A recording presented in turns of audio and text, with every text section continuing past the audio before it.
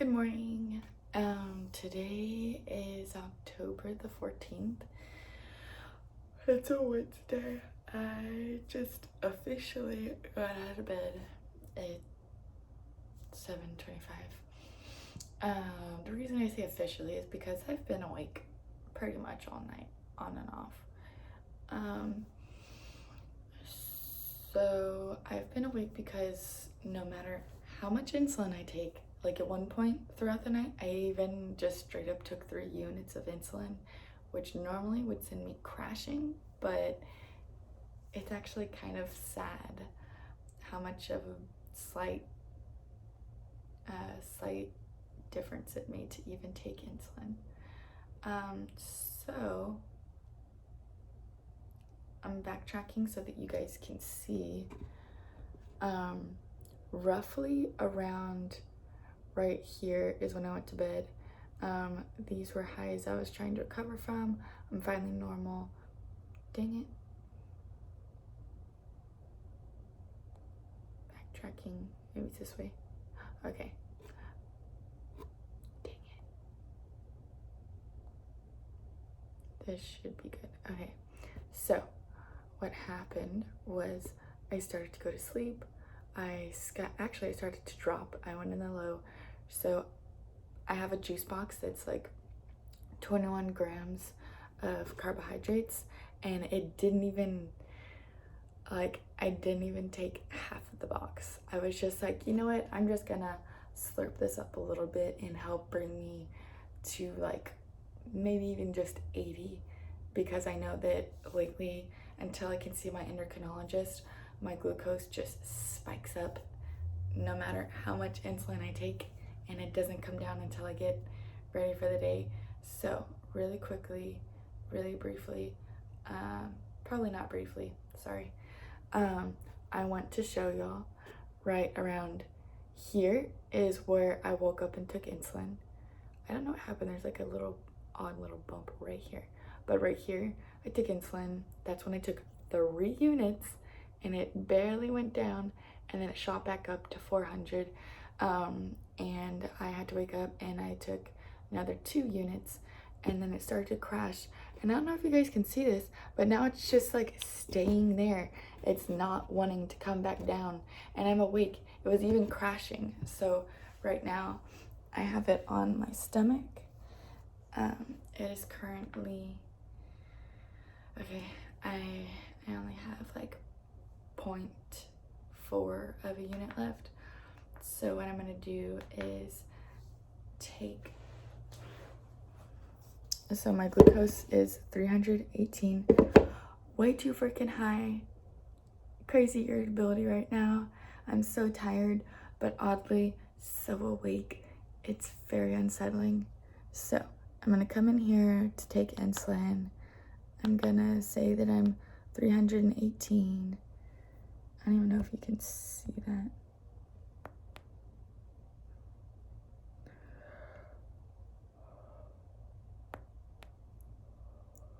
Oh man, I am tired. Oops. Yeah, 318, which says it's only gonna give me 0.9, which is, I'm gonna bump it up. So without being in auto mode, I can come in and just give myself some more insulin. I already know it gave me a warning about ketones.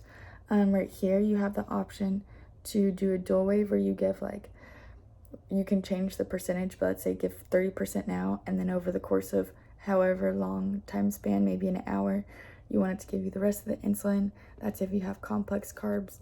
But I'm just gonna go ahead and do deliver bolus, and then it's gonna start to do its thing. So while that's happening, I'm gonna go ahead and draw up some insulin, insulin for new. Yeah. So here is my reservoir.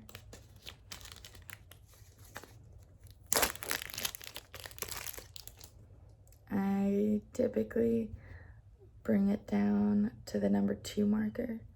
Man, I'm sorry, y'all, I can't see on there. Okay, I bring it down to the 2 marker. This is the part I move. This is the part that attaches. Okay, the insulin just finished delivering because it does this little vibration. I don't like being so close to the camera. Y'all can also hear like the scratchiness of my morning.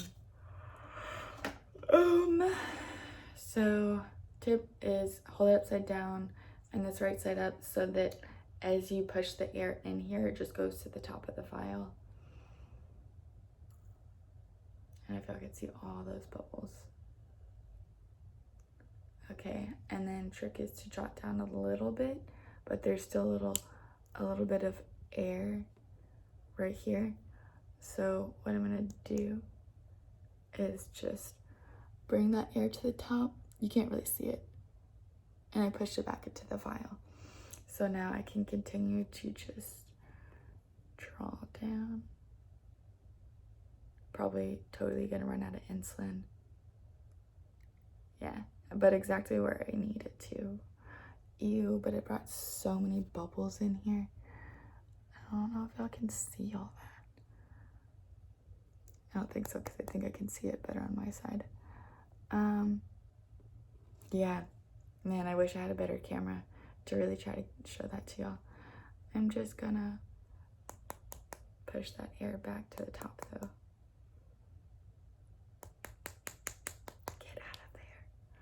And you don't want air bubbles in here because the more air bubbles you have, you know, technically the less insulin you're gonna have, because especially with this being right where the tube comes out is, you know, as it pushes through and pushes the air bubbles in, the air bubbles go into me, which isn't necessarily bad, but the bad thing is that I'm getting air bubbles instead of my medication.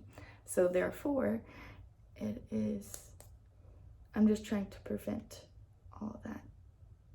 So I think we're good here. I'm gonna twist it off. This vial's all done, but to be honest, I like to hold on to these because they're so freaking expensive that I low-key have a little project that I'm making with them, like a little art project thing. It's gonna be more like a memory base. Okay. So now that my reservoir is filled up and I tried to get the bubbles out as much as I could, man.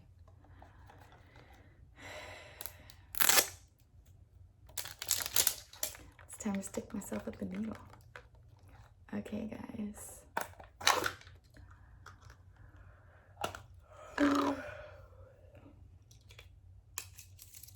I'm like so over the day and it's only 7:33. I go to work, I clock in to work at 9:30 and then I'm leaving a little early today to go my CPR certification expired, and so I need to go and update that. So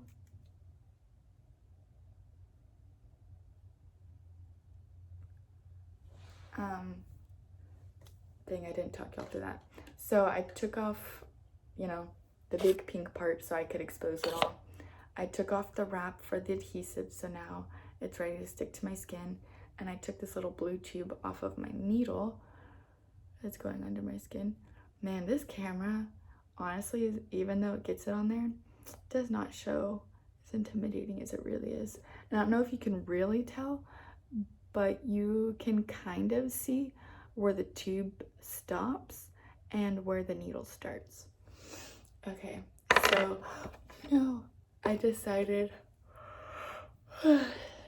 that this bad boy is gonna go on my thighs today, and I'm just gonna rock the fanny pack because the clip on my pump that goes on the back right here, the clip broke, so I can no longer just clip it to my waistband. I have to wear a little fanny pack, but it's okay because I have a cute one.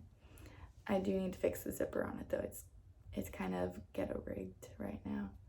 Okay, so the circle parts are for it to spring. The lines are so that you can pull and prep. Get the tube and this little divot, there's one on the other side that the tube is in. You put it there so that whenever it springs onto your skin, you know, the tubing won't get stuck under it or anything crazy like that. So I think I'm gonna put it over here on this side. Dang. This is always my least favorite part. And right now, honestly, as a diabetic that uses this medical equipment, you do want to make sure that you do have at least like a smidge of fat, because like you're dealing with needles and tubes staying under your skin, and if it's just rubbing on your muscle, that sounds just cringe to my soul. So I'll put it probably right here.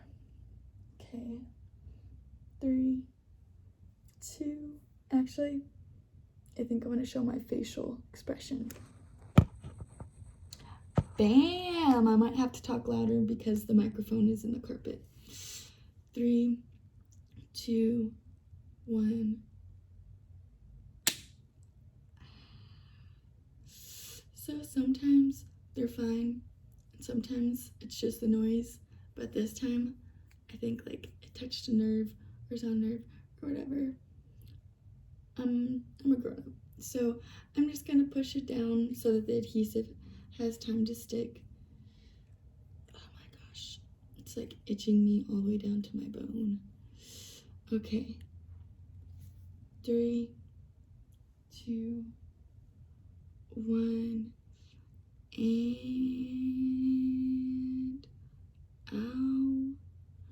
Okay, that's good, we're leaving it there. So I like to stick my fingers under a little bit to kind of hold the adhesive down as I take the needle out.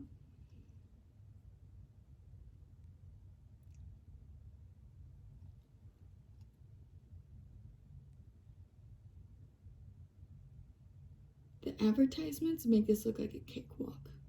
Liars.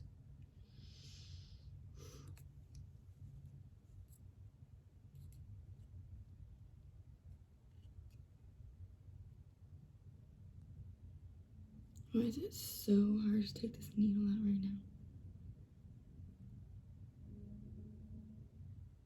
So when the needle's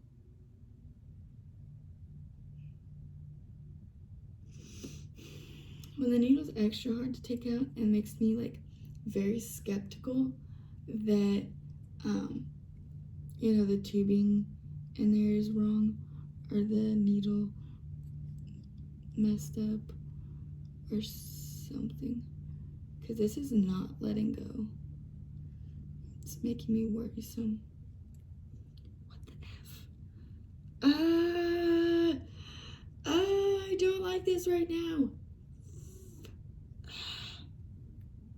And like some people have texted me after seeing one of these videos and they're like, Tessa, why don't you just rip it out like a band-aid? And it's like, no, you ignorant person, because if you just yank it out, you can yank the tube out from under your skin if it's stuck onto the needle.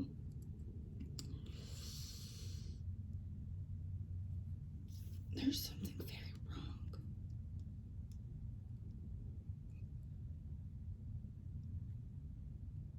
I've honestly never had this much issues taking this out. It's like to the point where like I'm sweating. But I am looking at the needle. It is not bent or anything. So hopefully that was a success. I'm gonna rub the adhesive down a little bit more. Am I still skeptical of this? Yes. It is very much so painful right now. Okay, I don't need to show you all that. Okay. So, what to do now is to take out my insulin pump, disconnect it from my stomach.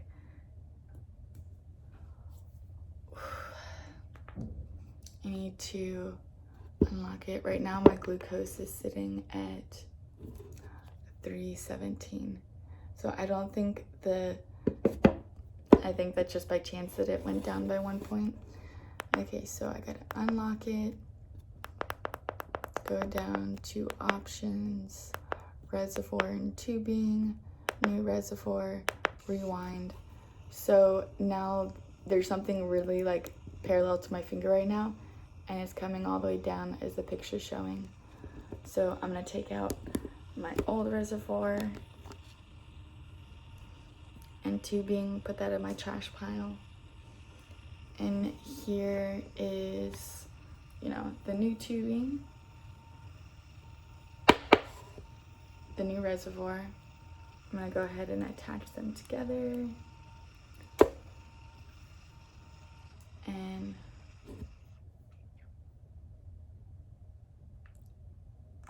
rewind complete. I'm gonna put it all the way down, twist it, lock it into place. It says new reservoir. I click next, whatever. Oh, do not have it attached to your body during this time. Okay, so I click, oh, I hold load.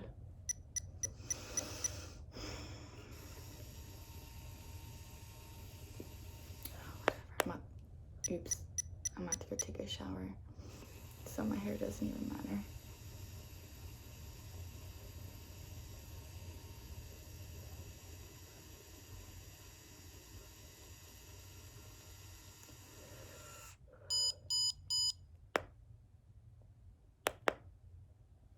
Okay, so now it's saying that it's going to be bringing insulin through the tubing, and I kind of want you guys to see that in real time. Well, I mean, you won't see it going through the tubing, but you'll see it come out of here. There we go. And I could do a little bit, some people think it's wasteful, but for someone who sometimes leaves a little bit of bubbles, you might want to push them out. Okay, so now I'm gonna attach it to my thigh where he injected the needle. Come on, sucker.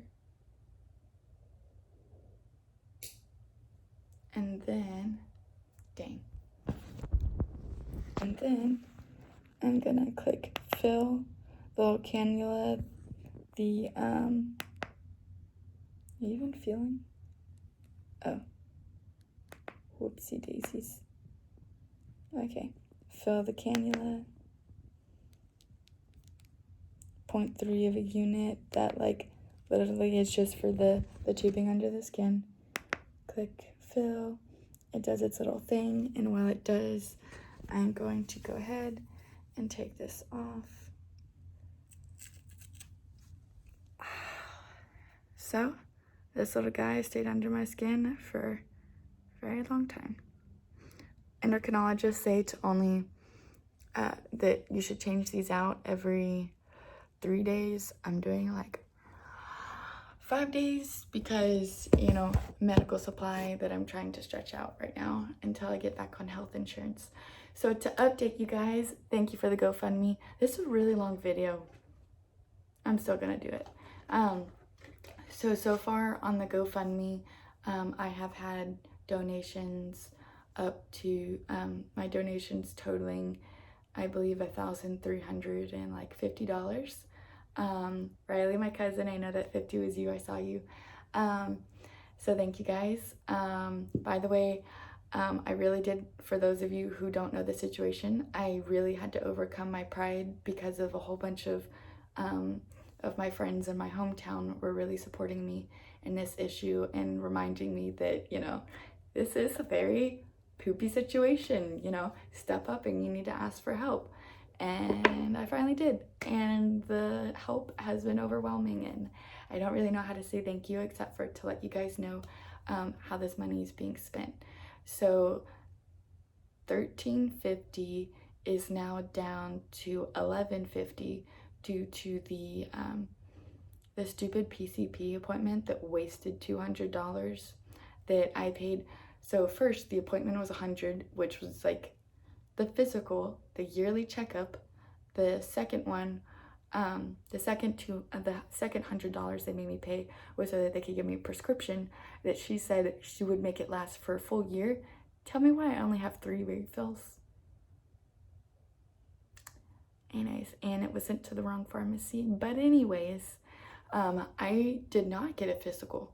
This woman walked in the room and literally I told her about my itching from head to toe.